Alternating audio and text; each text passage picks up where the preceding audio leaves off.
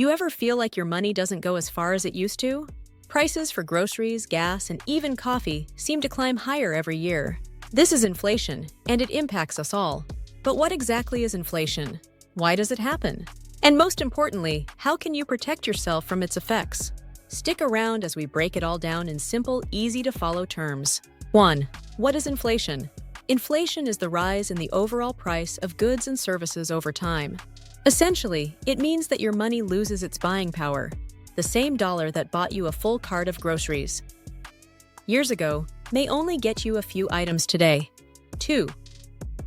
Main types of inflation. Demand pull inflation. This occurs when demand for goods exceeds supply.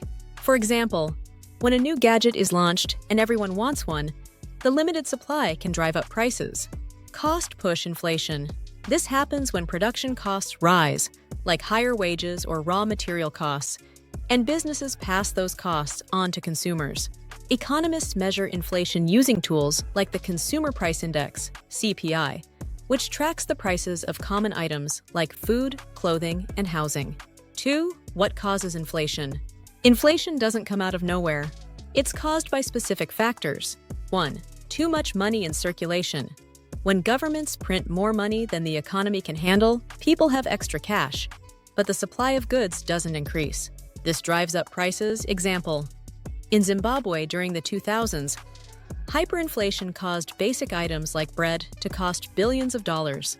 2. Supply chain issues. Disruptions like natural disasters, wars, or pandemics can slow the production and delivery of goods, making them scarcer and more expensive. For instance, during the COVID-19 pandemic, shortages of items like lumber and computer chips caused significant price increases.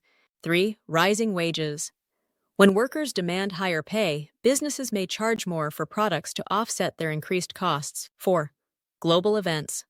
Oil price spikes, trade restrictions, or political instability.